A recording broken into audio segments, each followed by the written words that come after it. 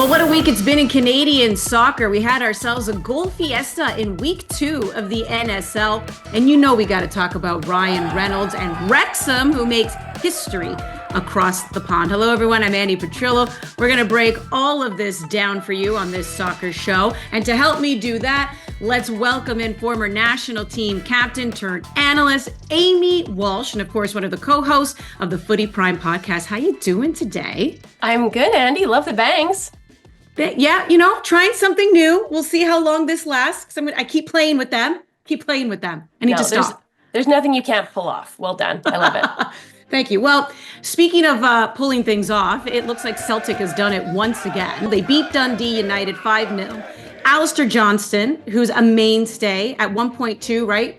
Wore the armband, played the full 90. Every time we look at these national team players, Amy, of course, we're always thinking about how does that translate to the national team? But when you look at what Alistar Johnston's doing with Celtic and just constantly winning trophies, I believe that was their third straight or however it was, a title for them. They just keep winning.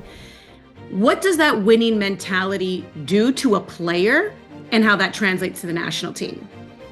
It translates into an individual winning mentality. I think Alistar Johnston always had that bubbling underneath the surface. Remember the record season with Wilfried Nancy at the helm for CF Montreal after the World Cup in Qatar, December 2022. That's when he makes the leap to the Scottish Premier League.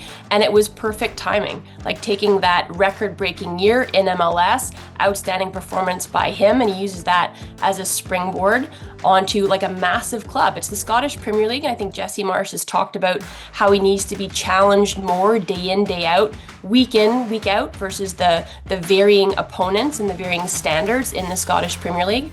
But what you get in like the cerebral leader and the kind of the spokesperson, I think, even though Fonzie wears the armband for our Canadian men's national team, is you get a guy who's making strides and taking steps in terms of his leadership, but also in his play. And so what he's doing, and with his 7th trophy now to his name since he joined Celtic, is you get that buy-in, you get that belief, you get the understanding of what it takes to be a winner.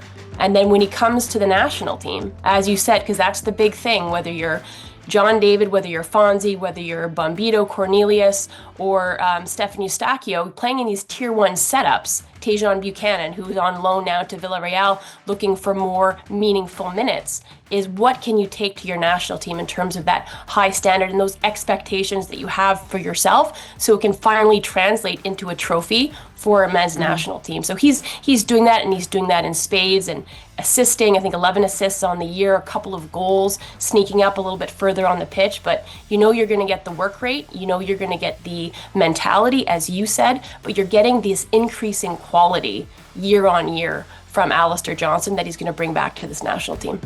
4th straight title, by the way, just double check that. All right, well, let's switch gears, have a little bit of fun here because Wrexham is unreal. What are they doing? And of course, the Canadian Ryan Reynolds is part owner of this.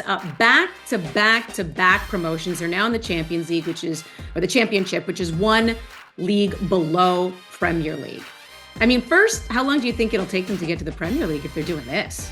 I know, I've heard some chatter that it's going to be as long as a decade, but like this is back to back to back. Like remember when they started and people were kind of rolling their eyes and Rob McElhaney was saying, yeah, we're going for the Premier League, and people are like, okay, Rob, let's pump the brakes a little bit. But they were non-league and they've climbed their way up, and it's through aggressive and thoughtful investment, targeted player recruitment, so to get them to the next level, the next tier, because when you come up, you're going to be up against formidable opponents and different levels in terms of the standard of play, and a bullish vision for what it means to be part of that investment group, but also the community and recognizing where it came from, acknowledging the roots.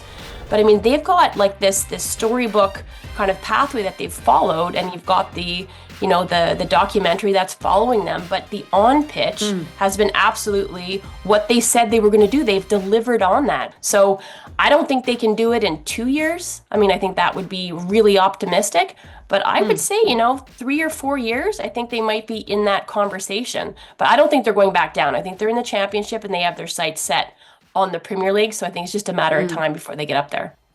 We'll be keeping an eye on that. We're also keeping an eye, of course, on Northern Super League. That is a league in which you are a main analyst. And this week we saw Halifax Tides. They made their debut. They took on Calgary Wild, Halifax's first game of the season. And Calgary looking to bounce back after the opening loss to Vancouver in the game that kicked off this inaugural campaign. How did Halifax look to you, right? 3 goals scored in that first half. Yeah, they looked like a team that wasn't quite up to standard. I think, you look at the depth of roster, I think there still need to be some player acquisitions there so that they can be competitive. But I think what you do here is the credit shift to Calgary, because Lydia Bedford and their team that kind of grew into that inaugural match at BC Place. I think Bedford felt hard done by. They felt like they generated enough opportunities to at least equalize, and they ended up on the wrong end of a 1-0 result. And they just picked up right where they left off. So they were from the get-go, from that opening whistle, they were quality and class on set pieces, which is we saw a lot of corners generated in that first match in week 1 of NSL, some set pieces, but they didn't quite come off. You didn't have the quality of the service, but you saw them really capitalize on the opportunities that they generated, and they were definitely on the front foot and dictated in terms of possession, but also just all over the pitch in terms of the effort, in terms of second balls and the recoveries and going forward and being ruthless on the attack. Erin McLeod in net for Halifax, as we know, a lot of people familiar with her representing the national team for many, many years. But it was almost like a bad kind of deja vu for her, right? God, and that Andi. she got held. You know where I'm going with this. I do.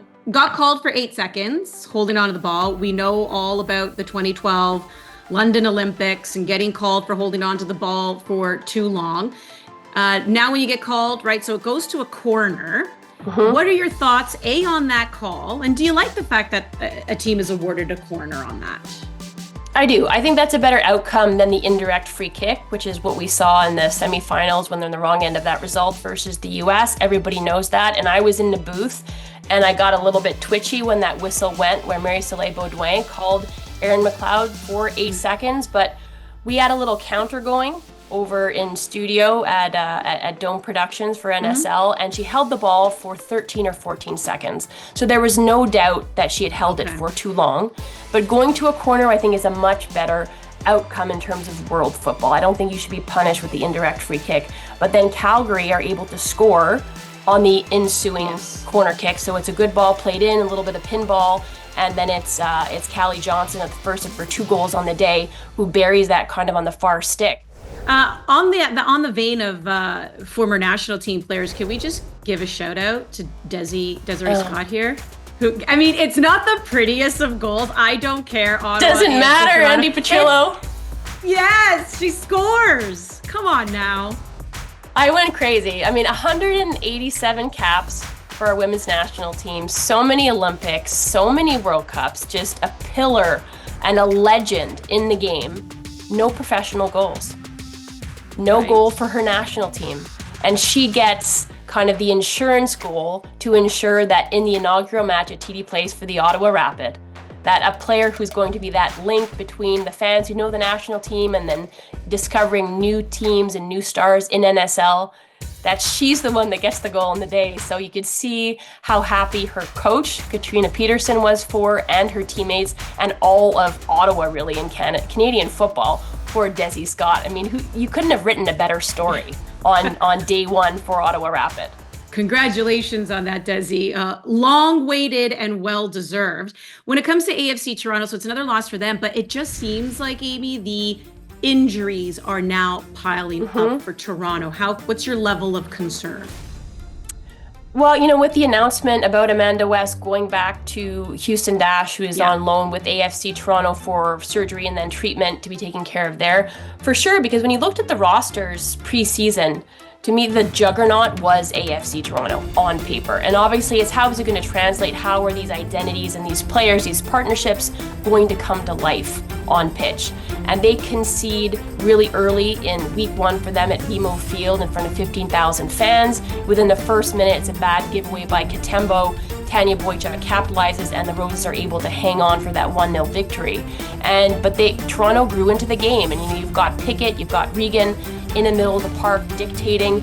You've got Kaylee Hunter, who's a really bright star, one of the best young players in this country, who scores their inaugural goal in week 2, but it was too little too late. So to me, it looks like a team that hasn't quite figured out. They know how they want to play, but the execution so far has been poor. It's been lacking. Yeah, so they pick up the victory. Another match saw Vancouver, who won the, again, inaugural match of the NSL. They lose to Montreal, though 3-1 the final there. How would you just assess how that looked, that game in total? I would just say the Roses picking up where they left off in week 1, starting really aggressively on the press, but also capitalizing on, winning the ball early or really high up the pitch, and capitalizing on mistakes from the opponent. You saw 2 goals come off of free throws, it's not basketball, Andi Petrillo, capitalizing on throw-ins, where, it's like the black sheep or the ugly cousin of these set pieces, but 2 goals are off of a throw-in higher up the pitch, where a Vancouver Rise team switches off, kind of go to sleep a little bit, and you've got that attacky trident for the Montreal Roses, where you've got Abdu on one side, you've got Boychuk up top, you've got Sauvé on the other side, and a really lively and creative Paquin who sits in the pockets underneath them. And they were relentless in their pressure, and they were also ruthless and clinical in their finishing. Week 2 in the books. Looking forward to week 3. And of course, your call. Thanks for taking the time, Amy Walsh. Thanks, Andi. Always great stuff with Amy. And now it's time to welcome in a very special guest from Calgary Wild FC, Kahli Johnson. Thanks for joining us. Yeah, no worries, of course. First game of the season did not go as planned against Vancouver, but the win against Halifax, that was a statement game. Yeah, I think the game against Vancouver was a very, very big occasion, obviously. I think it was a very emotional game. And, with those games, sometimes you just got to get them out of the way and kind of grind them out. Obviously didn't get the result that we wanted, but I think it was important for us to get through that to then be able to come into this game and kind of show how we wanted to play and almost get rid of those nerves and just be able to play our football. And I think we executed that really well. Okay, you said you like to play the villain, especially on the road. You haven't played at home just yet. So what does it mean to ruin the party for the hosts? Yeah, I mean, the first one obviously off a set piece, which is great. They're really good goal scoring opportunities. I think it just ricocheted out the back, and I just remember kind of seeing it fall and gave a scream to Mouse, my teammate, to leave it so I could just hit it, and ended up being on target. So that was a nice one. The other one was just more of an opportunity. I think I didn't have too much time to think on it and was more so reacting on instinct, which was probably made it a little bit better. And yeah, just saw the opportunity. Goalkeeper wasn't in front of her goal as much, so was able to just hit it, and luckily it went in. Yeah, I think I might have started a bit of a rumor in saying that we like to play the villain. I don't know if I talk on behalf of my team, but I think it can be a fun role to play. I think especially, obviously, having 3 away games right at the start of the season, it can be a little bit brutal. So I think really kind of showing these teams what we can do, maybe when we're not in the comfort of our own home, is a really cool thing.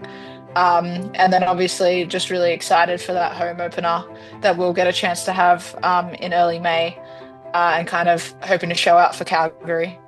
What is your message to your fans as you guys have one more away game before you're back home? Yeah, I mean, I think it's been pretty cool to kind of see the support around Canada. Obviously, being Australian, I wasn't too sure about what the football scene was over here, but I think it's been amazing being able to see the crowds that have come out to pretty much every game so far, and the atmospheres that have been created. So I'm just really excited to go to Calgary and hopefully be able to perform like that in front of those fans. I think what I've seen so far, even away fans or maybe them watching remotely, they're out. So yeah, I think just can't wait to see all the fans out supporting us, and hopefully get 3 points for them. And we'll have more NSL action for you this week. On Thursday, AFC Toronto hosts Calgary Wild FC at 7 p.m. Eastern. And then on Saturday, it's Ottawa They will be in Montreal, 1:30 p.m. ET. You can catch that one live on CBC Gem. Thanks for joining us this week. We'll see you next time.